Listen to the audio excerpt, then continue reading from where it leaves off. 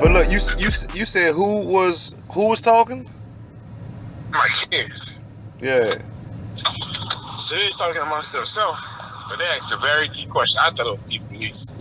It was like, listen, man, like who feel like they're the main character in this family, and who feel like they are just a extra. You know what I'm saying? You know, or who feels like they're the main character in a what? In this family, right? Okay. Or and who feel like they're just you know, like not the main character, but just like, you know, like the assistant character or whatever. Yeah. So the supporting role. Yeah, the supporting role. All of them was like, man, I feel like I'm the supporting cast. You know what I'm saying? You know, I don't feel seen at all. They sound like said that. They sound like Dion family. Yeah, you know, them boys be beefing about who the favorite, you hear me? Yeah, so, but it made me as a dad realize I have to prioritize everybody's time. Everybody should feel like a main character in my life. Mm-hmm. You know what I'm saying? You know, everybody. And I realized, man, so many times we grow up and people don't feel like the main character. You feel me? They've been overlooked from society. They've been overlooked at home. They've been overlooked. You know what I'm saying? So many different ways, so many different times they've been overlooked. And the questions we gotta ask ourselves is like, you know, like, how are we showing up? How are we showing up for our people, man? You know? My thing, how we... No, my bad. Go ahead, run it. And so, because, yeah, these, you know, like I said, these young cats, they don't know, man. They don't know what they don't know. So, because they don't know what they don't know, they trying to find their identity. And, you know what I'm saying, you know, they're always trying to find their identity. Always, huh? Always.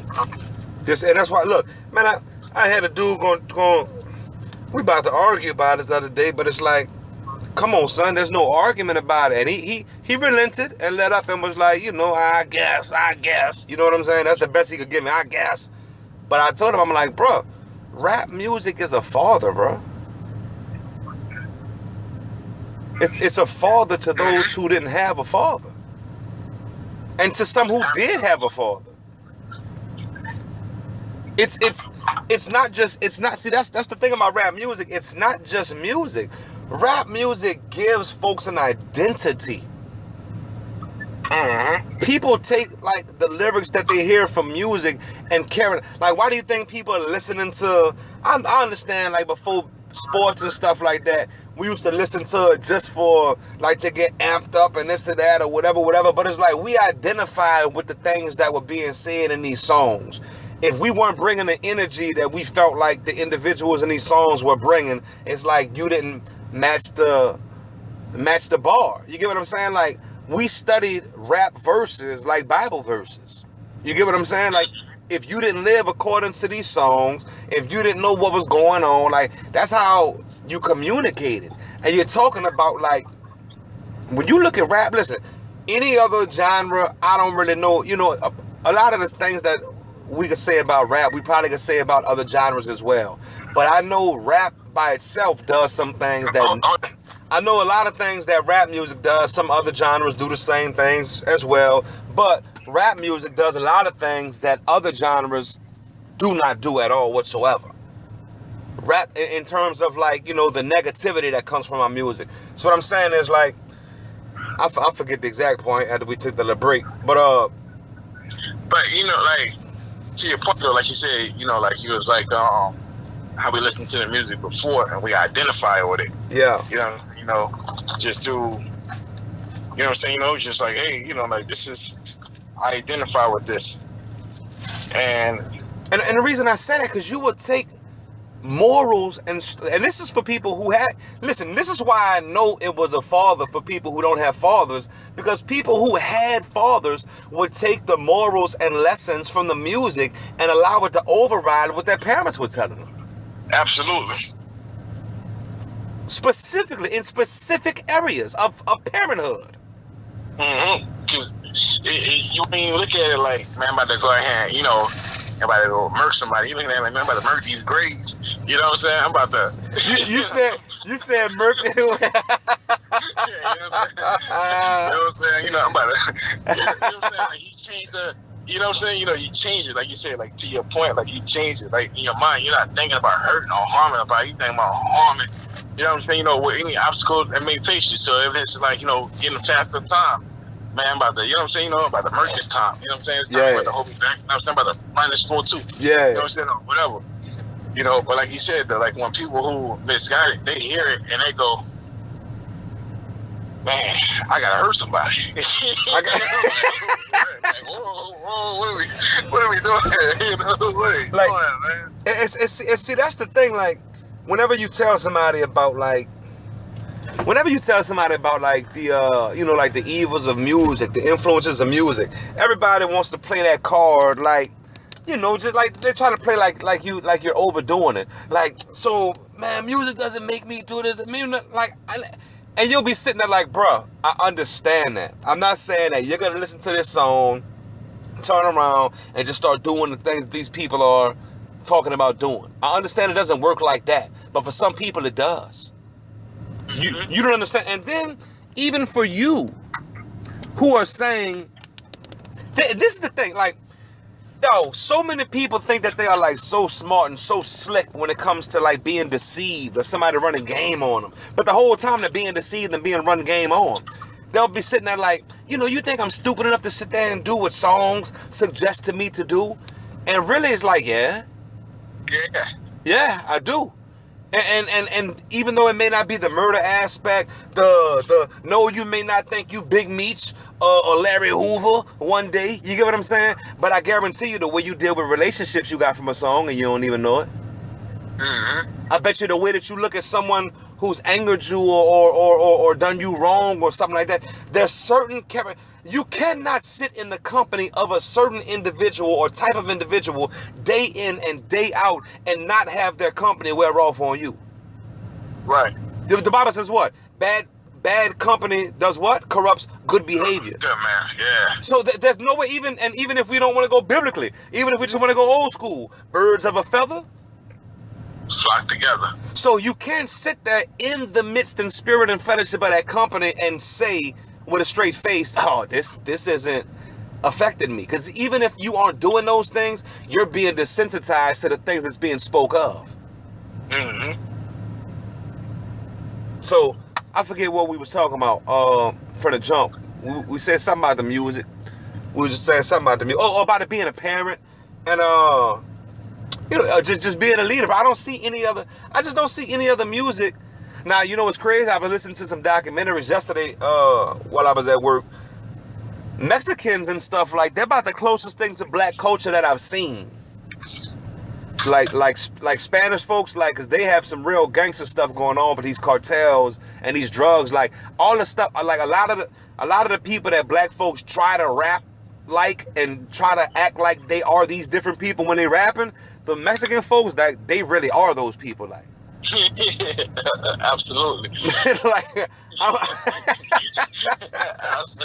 absolutely. So it's crazy. Look, I really was stuck with a dilemma yesterday, cause I hear all these Mexican rappers and there's a whole rap scene. It's a narco scene. They call it narcos music. You feel me? Where they rap about all of they cold-blooded, like. Only difference is they don't rap about who they are themselves. Like, you know, rap is me. Them, they not stupid enough to do that. Like, they know who the real big dogs are. So they rap about the big dogs. Correct. They don't rap about me. Like, they rap about El Chapo, El Mencho, and a couple other ones. Like, they praise the drug lords as, like, gods on some stuff. You feel me? And it's like, if you rep the wrong one and you getting popular, the other ones don't like that, because now you got him with clout. You feel me? So they'll kill you behind that. Like, it's wild, son. I'm listening to something like, so pretty much they just hating. Like, yeah, we hating. Y'all got more views than us. But I'm looking, I'm like, listen, they getting the style of music and the rap and everything. They doing a lot of what we doing. So I'm feeling some type of way about that. But then when I look at the amount of drugs they actually playing with, I'm like, but wait a minute, but we getting that from y'all. So this a whole little catch-22, like give and take type situation. You feel me? I don't know how to look at that. You talking about none of these rappers you talking about. These dudes, like, son, these Mexican cartel members are just snorting cocaine all day long like we drink water. Like, they got it like candy. Yeah, bro. Yeah, absolutely, too. I was down in Mexico, like, in the heart of Mexico. And, right, not around no Tijuana, huh? Because they talk about Tijuana, boy. Nah, man, close to, like, around Mexico City, but, like, not in Mexico City, but, like, and they had like blood on the ground. Like, mind you, I'm going to my hotel. You got blood on the ground. And this is how like the people desensitized to it too. And so, dude tell me, I'm asking the dude, like, man, is that blood? He's like, yeah, they just killed 2 politicians yesterday. They cut the head off. They killed Tupac? No, 2 politicians. Oh. And I'm like, this the hotel that got me in? I'm about to say, if they were politicians, I don't stand a chance. Like, oh, man. Like, what? You know what I mean? Like, that got me messed up, you know? Son, they know how powerless they are. Like, so it's like, because the cartels have just as much power as the police. So they know it's like, if not more, you feel me? So they know out there, it's like, man, yeah, it's like there's a great chance that they come through here with no regard for the law and like murk something. Like we're used to that. We're just blessed every single day if it ain't me. Correct. Yeah, like you say, they killed 2 people right there. It's like, and you still work here? Look, you looking like, and you came to work today? Bubba like, yeah, it was half an hour early, overtime today, bro. You like, dang. But yeah, son, that's wild. But even on another note, because this can still be on record right here. Even on another note, just like I say, just trying to tie people's stories back to Christ. I want to tie people's stories back to Christ without offending them. You get what I'm saying? Right. And I know sometimes that's impossible. But for the most part, you know, if you're doing it respectfully and people just aren't in their feelings for no apparent reason, then it can be done. You know what I'm saying? But I'm just saying that sometimes there's always someone who's going to find a reason to start some mess. But, and at the same time, it's like if you're not comfortable with that beforehand, you don't have to give your time to speak to me. You feel me? Knowing what I'm gonna revert it back to. Like, that's the whole point of page of the whole point of this page and process, you know what I'm saying, from the jump, is to revert all things back to Christ. You know what I'm saying? But yeah, man, but you were speaking on some things earlier too, bro, that was interesting. I think that's why we had kind of got on and recorded. I don't know. You had anything? No, we were just talking about. I was just talking, reason that point about like the kids and you at home. You know what I'm saying, about their questions and stuff. And I was just saying like how, you know, sometimes it's like, you know, we don't sit down and ask ourselves the right questions either. You know what I'm saying? You know, like what part do we really play in this world? You know what I'm saying? You know, like, are we just here just to exist and die, to suffer and die? You know what I'm saying? Like, real talk. That's what we here for? I don't believe so. You know what I'm saying? I believe that we have for more. You know what I'm saying? You know, that we got more to do. I feel like, you know, a whole lot more to do. But it's just things should be handled differently amongst us as human beings. It's like, even if people don't understand what they're here for, it's like, okay, cool. Y'all are trying to figure out a reason why we're here. That's cool. But in the meantime, don't you think, until you figure it out, don't you think we should be treating each other better? correct. It's like there's no reason. I don't care what you think we're here for. That could be fine. You could think it's for this. You could think it's for that. But if we're still living according to the morals and the rules of God, doesn't it still make this place make sense? That's what I try to tell people, like, especially when folks try to bring up things. Like, I hate with a passion. I'm not gonna lie to you, son. I hate with a passion how folks try to act as if the Bible is some white man's tool or this or that. I'm like, bruh, have you ever read? And it's most people who say it have not read it. Because my question to them always is, what from this book do you feel is robbing you of something? Because if you live according to it, it seems pretty decent, bro. Mm-hmm. Like, if we all treat each other the way that this book tells us to treat each other, I don't see how any of us are being robbed. Now, yeah, I see how some people could be scared to be the only ones treating others how this book tells you to treat them, and everybody else is just robbing and stealing and messing over. Yeah, I get that. I understand that. Doesn't make it right, but I get it. But if everyone was operating under these morals and rules, what would you have against this book?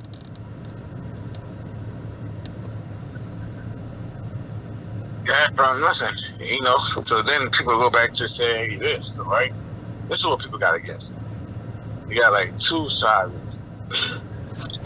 First side that people got against it is the fact to where they feel like, why would they give us something, if it, really wasn't going to free us? If it really was freeing, and as powerful as y'all say it is, then, how come y'all didn't adhere to it yourself? So that's one group of people saying that. Another group of people saying like, well, there's so many inaccuracies, with it, and, this and that. Are there?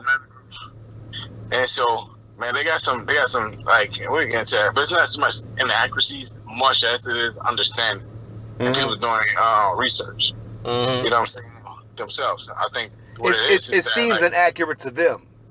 Yeah, so, because if you take away everything, though, some people say, well, that story was taken from, ancient Egypt. It was taken from them. It was taken from,